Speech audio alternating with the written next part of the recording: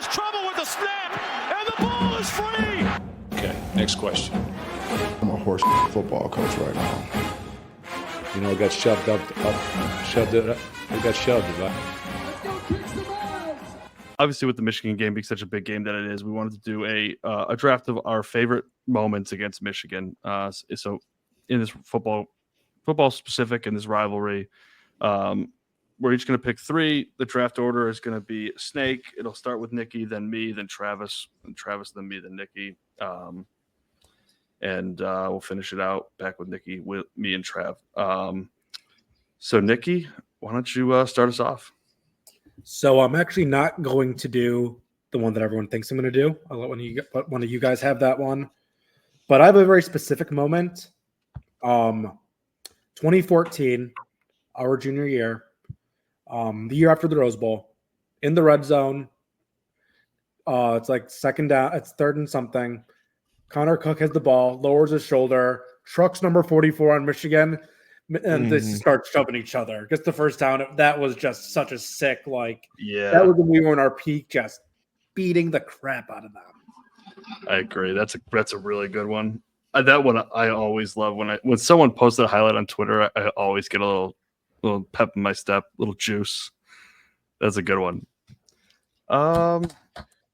I too am going to go a little off the beaten path. I'm going to go all the way back to 2007, something that's been mentioned on this podcast already once, but I'm going to go with the Pride Comes Before the Fall tweet, or not comment by Mark D'Antonio. But really the main throw of that was when he said a lot of the things they do amuse me. I think that just kind of set the tone for Michigan State, the rivalry in general moving forward. But I love the quote, a lot of the things they do amuse me. I use it quite often when talking about Michigan. So that's going to be my number one pick. Solid picks. I'm going to take the low hanging fruit. It's in our intro for a reason. I believe all three of us were somewhere in the stadium that day, if I'm not mistaken. Yep. I was not in the stadium. You weren't there? No, I was in Ann Arbor though. Okay. Close enough. Anyway, it's October 17th, 2015. Spartans are down to their last chance, seemingly no chance. The ball hits the ground, and the rest is history. I got texts from so many people that are just not even involved in the rivalry that I went to high school with, just saying, fuck yeah, fuck Michigan, and stuff like that the entire night. And I was like, hell yeah, you're a good person. You're on the right side here. Yeah. Yeah. That is one nice thing that I will say is I feel like when these two teams play, a lot of the outsiders are pulling for Michigan State. I feel like most people are not rooting for Michigan to beat Michigan State. And to anyone who that wasn't clear about, I'm talking about trouble with the snap. Just in case somebody missed that. That was a good one. We could do a whole show about reliving that specific moment. I mean, Big Ten Network did. Yeah. Yeah. That's a good one. Yeah. Back to you. I got another one, right? I'm going to go back a little further to, I believe it was 2001, in my very, very first memory from this rivalry, watching it in the basement. Michigan fans can whine and bitch and moan about the clock all they want. There was a second on the clock, and history says we won the game. Jeff Smoker drops back, running around, lofts the ball in the back of the end zone. Future Atlanta Falcons running back TJ Duckett catches it right in his hands in the back. Spartans win. Wolverines. Bye. Love that one. That was one of my first memories too. I remember watching with some of my parents' friends, and they just were they were Michigan fans. They were just like, that doesn't count. Not real, not a real win. And I was 6 years old, it's your guys' problem. Of course it counts, motherfuckers. Yeah, that's a good one. That's an unforgettable one. I feel like anyone that's our age or that was old enough remembers where they were for that one. Okay, I am tough choices here. Okay. 2017, Nikki and I were in the building for this one. This one also at the big house. Pouring rain. This was the game where it only rained when Michigan had the ball, of course. Yep. Early in the game, Brian Lewerke had a rushing touchdown. We dove, took a hit. And that just, I feel like that set the tone for the entire game. That was a game that no one expected Michigan State to win. I'll never forget how wet I was, just pouring rain. I mean, it was raining like you wouldn't believe. And the Spartans just came in and really kicked their ass. John O'Korn threw like 4 interceptions. But that rushing touchdown always sticks out in my mind. Mm-hmm. Yeah, That's that good. That one was amazing. Man, there's so many good ones. I can see him diving for the end zone right now. Yeah, before halftime. My number. So I guess I get my last 2 right now. I'm gonna go. I mean, -48, 2013. That was on my list. That was my next one. Yeah. Specifically, the hit. I think it was I think when they just hit the running back at Michigan, was it, or was it? What's not Denard Robinson, the QB after Devin Gardner? Gardner. Yeah. They just slammed him back. Oh man, great. That's what you get for wearing number 98 as a quarterback. Domination. That was pure domination. That really was. Yeah. Oh, and I can't believe this. Did you do the 2021 game? Not yet. Okay. Well, I'm going to go Kenneth Walker.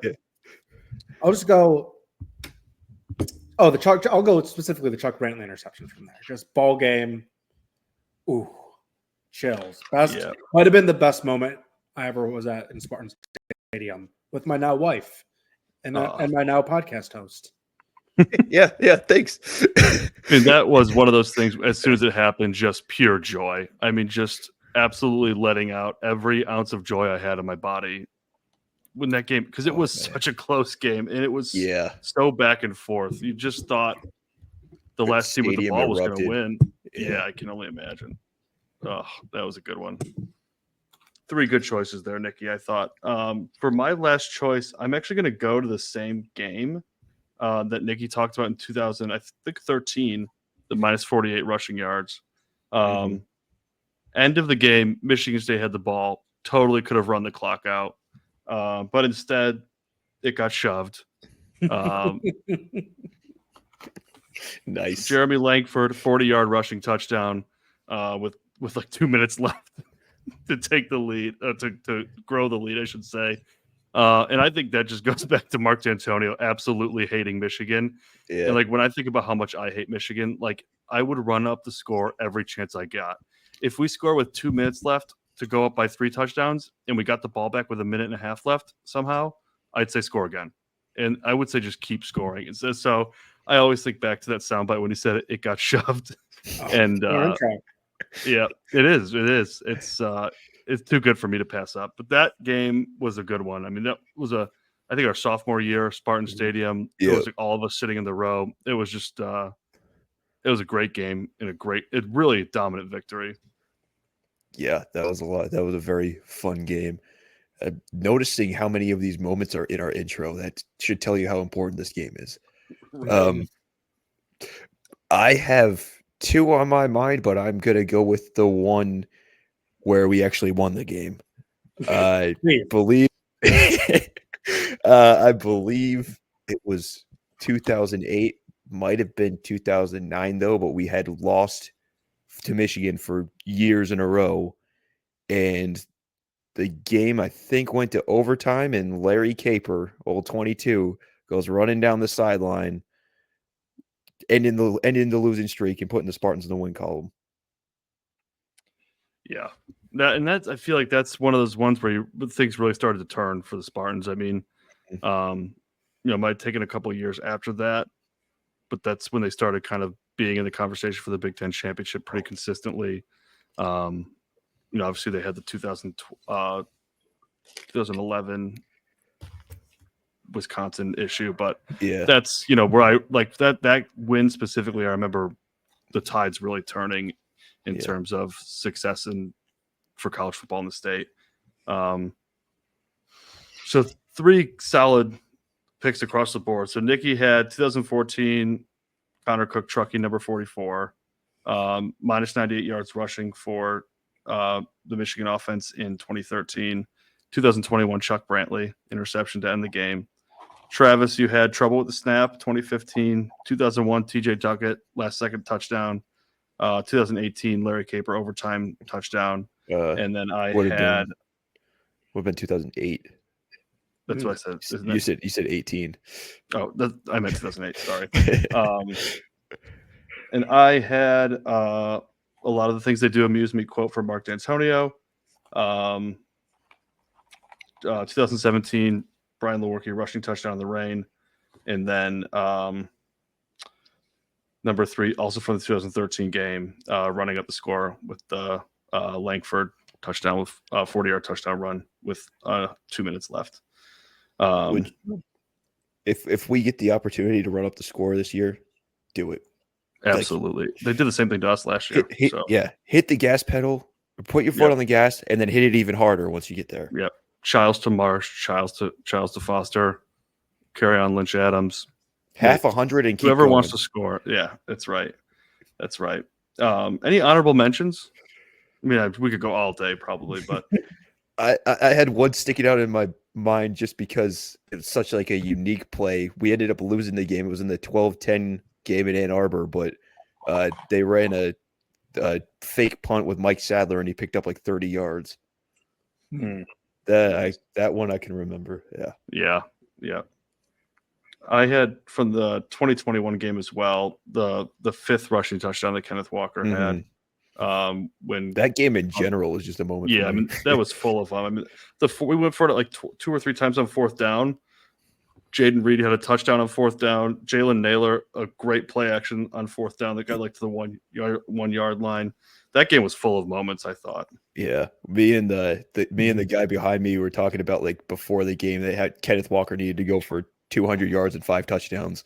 And so we started counting how many touchdowns he had the entire game. And then when he got to 5, we just exploded. So. That's awesome.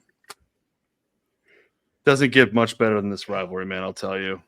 It's full of moments. I love it. Hopefully some more from will come this Saturday.